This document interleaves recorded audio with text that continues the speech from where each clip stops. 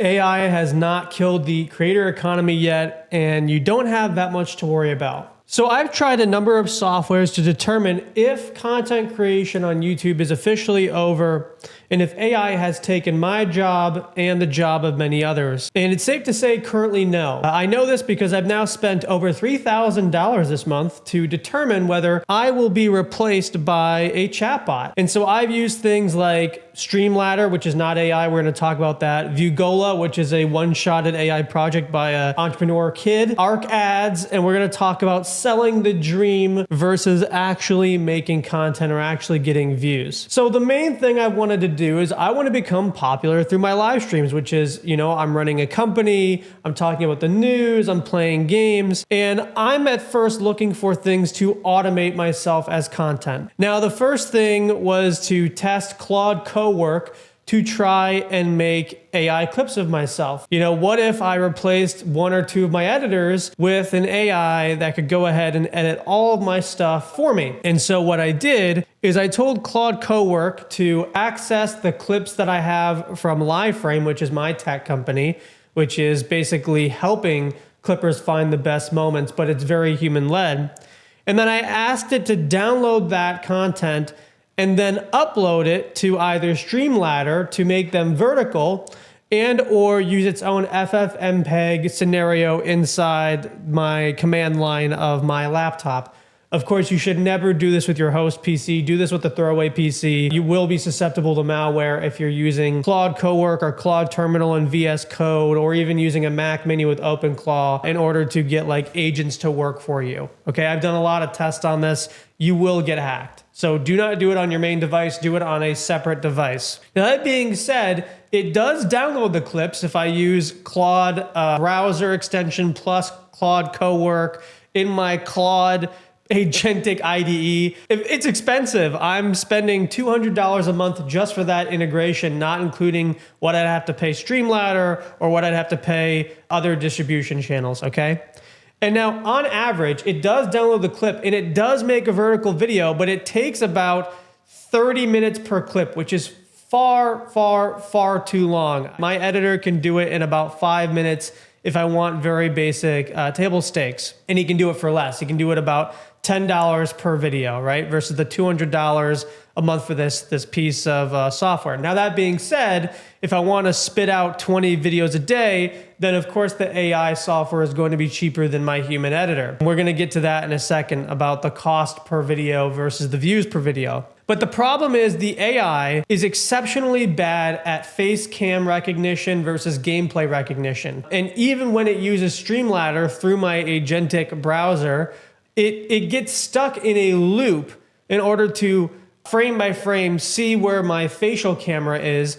And then by the time it even finds that, it then compacts. If you don't know what compacting is, it basically has like a seizure. It remembers too much and then it starts back from square one, but it's like New Game Plus, okay? That's what it is, right? So basically it took way too long. It did not get the vertical 100% correct. It did, however, do captions correctly. I was surprised by that. It did captions natively in my IDE, no problem. So captions completely solved. And so I was like, all right, well, maybe I'm doing it wrong. I'm not good with AI. So let's go and try Vugola or Streamladder. Now, Streamladder is not AI, worked perfectly.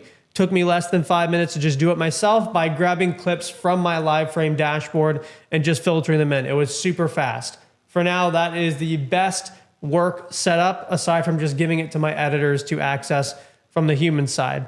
But I tried this one-shotted vibe-coded app called Vugola. It does work. I will give it that. It does work. And it's slightly better than my FFmpeg setup in my VS Code with Claude, but not by much. And this begs the question, yes, Vugola is technically cheaper than any editor I could hire based on number of outputs. But the problem with most of this AI software is views per video. Because if I'm paying $40 a month for Vugola, which again is a very fair deal, okay, how many views can I get per video? Because the whole point of buying this software is to get views. It's to get views. It's to get you to watch my videos.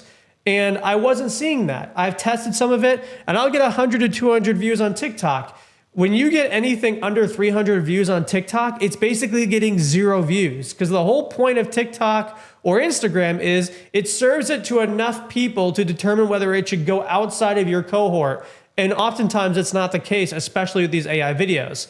I also am suspicious, and I think that for whatever reason, TikTok and Instagram have bot learning mechanisms and can probably tell when a clip is very AI made versus human made. For whatever reason, I can just kind of tell that that's happening. So you're getting shadow banned effectively anyway through your TikTok and Instagram. So even if I pay my human editor more, or I pay a human clipper more, my potential view count goes higher. And on top of that, even if the AI could make my edits better, it doesn't mean that I'm going to be entertaining. We haven't replaced me completely with AI yet. Maybe one day that could happen. Eventually I'll become Jonah Sama. I'll be like a derivative of Nero Sama, okay? And so then I go, all right, well, if that's the case, then we keep my current setup of doing live frame and then using Streamladder to verticalize it manually. But then where are people making money? Because I'm always seeing on Twitter that everyone's making money with AI and video AI. What am I doing wrong? And so the more I look into it, the more I realize, oh, I'm being fucking scammed. It's just like crypto. Because what happens is you have all these AI guys on Twitter who are like, I've made 50,000 videos today and I'm doing 100,000 views today. And if you want to know how I'm doing this in my workflow, comment AI below. And I'm thinking to myself, well, what the fuck? If you have the greatest AI workflow and you're getting 100,000 views a day, why the fuck would you sell that to me? Why wouldn't you sell this to advertising companies? Like, you don't think P&G or like the PepsiCo company or Nestle don't want that? They'll pay you 10 million bucks. Are you kidding me? They have ad budgets in the billions of dollars and you're trying to sell it to me? So something is off.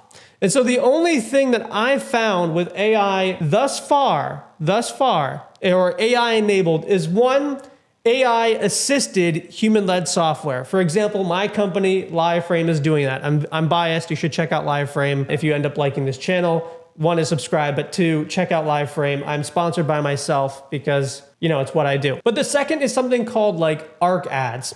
And so I looked into something like ARC ads, and they're legit. It's a real company. The price is good for what you're doing. It does work to some extent, but mainly on the like frozen nano banana 2 images and then slideshows on TikTok and Instagram, which is easily an AI replicable model. And it's really about like the ideas, like, are you funny? The AI doesn't understand comedy, right? So there's still, even in the full AI version, there's still a human constructing this fucking thing. So it's just like Adobe After Effects, okay? And so what I've realized, and I made a really fucking terrible chart using AI unironically to show you this, is I think the future is the content barbell. And that is, short form gets mostly taken by AI, aside from live streamers and long form YouTubers. And then long form stays very human. And in fact, I think it'll be easier to get views as a human content creator than it will be an AI content creator, because at the end of the day, you're selling views to humans, not other AI agents.